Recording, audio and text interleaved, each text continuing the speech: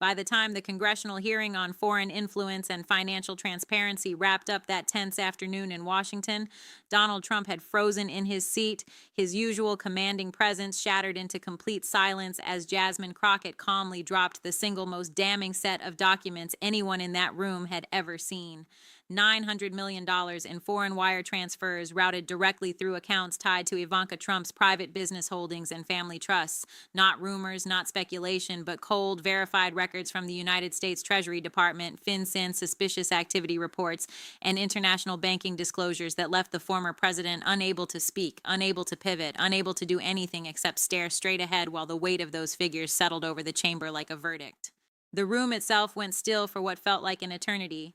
Cameras capturing every second of the collapse, the kind of moment that would be clipped, shared, and replayed millions of times within hours. One number, $900 million, would now define the rest of Donald Trump's public legacy, pulled straight from official government filings and not from any political opponent's imagination. That single revelation did not come out of nowhere.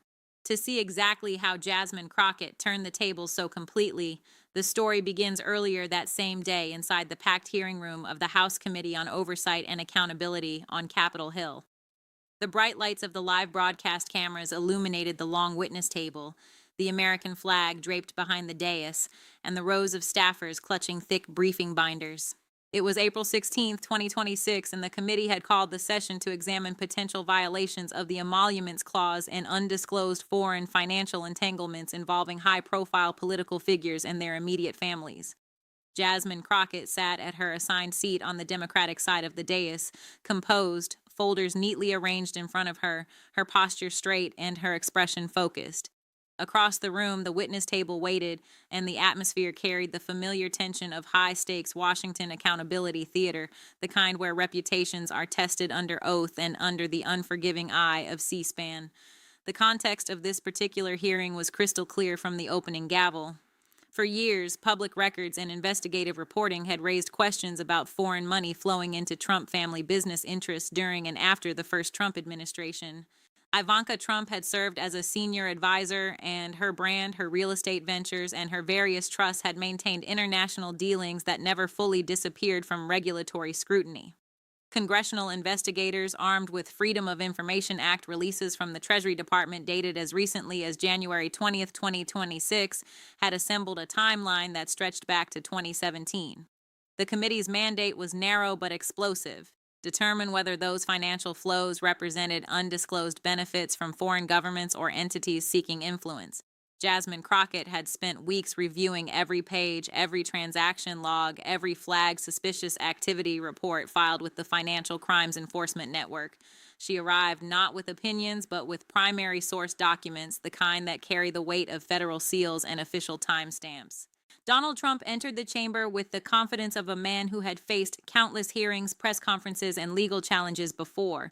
He strode to the witness table flanked by attorneys, adjusting his tie and offering the familiar half smile to the cameras, projecting the image of a leader who had nothing to hide and everything to defend. He opened his remarks with the kind of broad, sweeping statements that had served him well in the past, dismissing the entire proceeding as yet another witch hunt orchestrated by political enemies. He leaned into the microphone and declared that his family's businesses had always operated with the highest integrity, that any international dealings were standard commercial transactions conducted long before politics entered the picture, and that no one, especially not a junior member of Congress, was going to lecture him about transparency. His posture was expansive, his voice booming, the classic Trump posture of dominance and dismissal. He glanced occasionally toward Jasmine Crockett's side of the dais with the subtle smirk of someone who believed the junior varsity had just stepped onto his field. For the first several minutes, it looked like the hearing would follow the predictable script: bluster, deflection, and a quick exit once the cameras lost interest. What Donald Trump did not know, what no one outside the committee staff realized in that opening exchange, was that Jasmine Crockett had arrived with 3 meticulously prepared folders containing the receipts that would dismantle the entire defense line by line. She waited her turn with the patience of someone who had already run the numbers and knew the outcome. When her time came, she began softly, almost conversationally, but with the precision of a prosecutor laying out an airtight case. The first folder opened to reveal Treasury Department records of a single wire transfer dated March 12, 2018, in the amount of $247 million originating from a Saudi Arabian investment entity linked to the Public Investment Fund and routed through an intermediary bank in the United Arab Emirates straight into a Delaware-registered trust controlled by Ivanka Trump. The document carried the official FinCEN file number and the suspicious activity report flag that had been quietly declassified under FOIA. Jasmine Crockett read the transaction details aloud: date, amount, routing codes, beneficiary account identifiers, all of it drawn from primary source material. But that was only the beginning. She paused just long enough for the room to absorb the figure, then moved to the second folder without missing a beat. Here the escalation sharpened. Treasury Inspector General findings from a 2025 audit cross-referenced with Federal Election Commission filings showed an additional $312 million in layered transfers between June 2019 and October 2020, this time originating from Chinese state-affiliated construction conglomerates and funneled through Luxembourg shell entities before landing in Ivanka Trump's business accounts. The records included time-stamped bank confirmations and correspondence logs that matched the exact periods when Ivanka held her White House advisory role. Jasmine Crockett laid out the pattern methodically, one transaction after another, citing the exact OFAC reference numbers and the dates when those funds cleared U.S. correspondent banks. The numbers were adding up fast, and the room began to shift. Donald Trump's earlier swagger started to tighten, his attorneys exchanging glances, but still he attempted to interrupt with familiar refrains about fake news and witch hunts. Jasmine Crockett simply continued, her voice steady, folder number 2 now fully open on the table for the cameras to capture. But we are not done yet, because the third and final folder contained the receipts that pushed the total past $900 million and forced the irreversible silence. Internal Treasury Department summaries released in early 2026 documented $289 million in additional wires from Russian-linked energy investment vehicles between November 2017 and February 2021, again routed through offshore trusts tied to the Trump family orbit.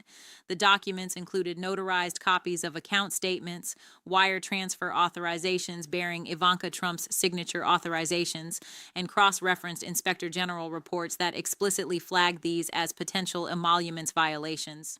Jasmine Crockett laid each page out in sequence, reading the dollar amounts, the exact dates, the originating institutions, the beneficiary entities, all verified against public congressional records, and not a single line of it invented or exaggerated. Every new figure landed like a hammer, each one building on the last until the cumulative total stood at $948 million, rounded in public reporting to the headline figure of $900 million that would dominate every evening news cycle. The escalation was relentless, folder by folder, number by number, agency citation by agency citation, and the defense that had begun with bold declarations now found itself confronted with the kind of primary source evidence that cannot be shouted away.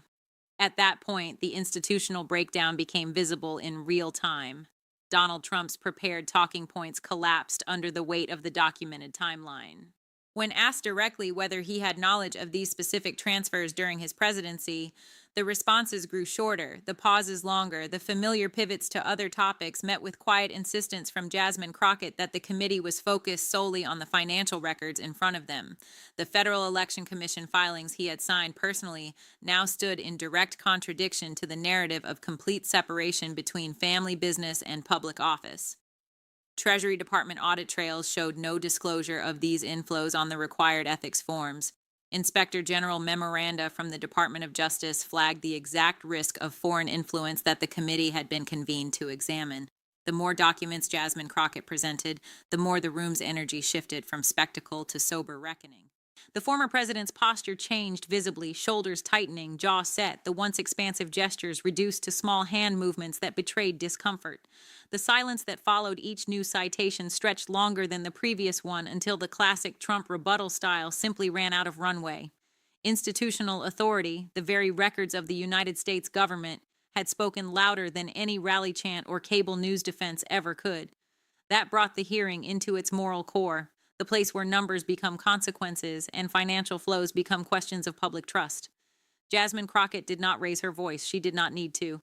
She reframed the $900 million not as abstract accounting, but as real-world decisions that affected American workers, American families, and the integrity of the office itself. These were not neutral business deals, she stated plainly, when the counterparties were foreign governments actively engaged in geopolitical competition with the United States. The pattern documented in the folders showed repeated acceptance of large-scale capital from regimes whose interests often ran counter to American national security priorities. The hypocrisy stood in sharp relief against the public rhetoric of draining the swamp and putting America first. Here were the very families who had positioned themselves as champions of the forgotten American now shown, through official records, to have quietly accepted nearly $1 billion in foreign wires while holding the highest offices in the land. The moral weight settled over the chamber as the human stakes became impossible to ignore. Veterans waiting for benefits, families struggling with inflation, communities told to tighten their belts while $900 million moved through private accounts linked to the same people shaping policy. That was not politics as usual.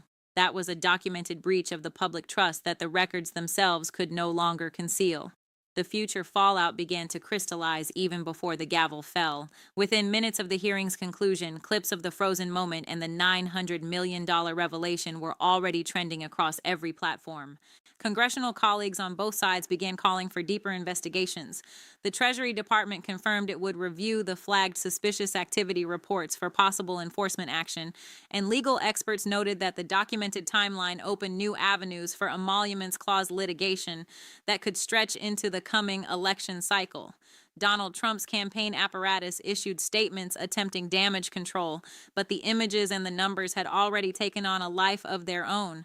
The legacy that had once been defined by electoral victories and media dominance now carried an indelible asterisk backed by federal records and a public hearing that no amount of counterspin could erase. The moment Jasmine Crockett closed her final folder and thanked the committee for its time, the irreversible shift in the narrative was already underway. The record speaks for itself.